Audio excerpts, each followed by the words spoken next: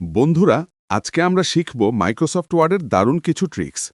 সাধারণত কোনো লাইন বা প্যারাগ্রাফ আমরা খুব সহজেই সিলেক্ট করতে পারি, কিন্তু যদি সেই লাইন বা প্যারাগ্রাফের ভেতর থেকে বেছে বেছে কোনো শব্দ আমাদের সিলেক্ট করতে হয়, তখন সেই কাজটি আমরা দ্রুত একসঙ্গে করতে পারি না।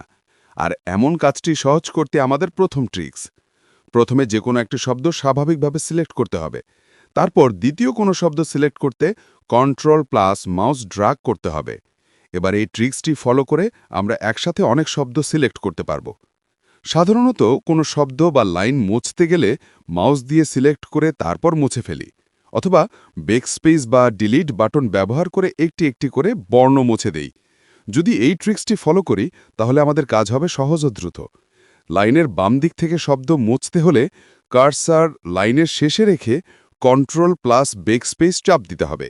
আর সেটি যদি লাইনের ডান দিকে হয়, তাহলে কার্সার লাইনের শুরুতে রেখে কন্ট্রোল প্লাস ডিলিট চাপ দিতে হবে। ভিডিওটি ভালো লাগলে লাইক, কমেন্ট ও শেয়ার করতে ভুলবেন না। এমন আরও ভিডিও পেতে চ্যানেলটি সাবস্ক্রাইব করুন।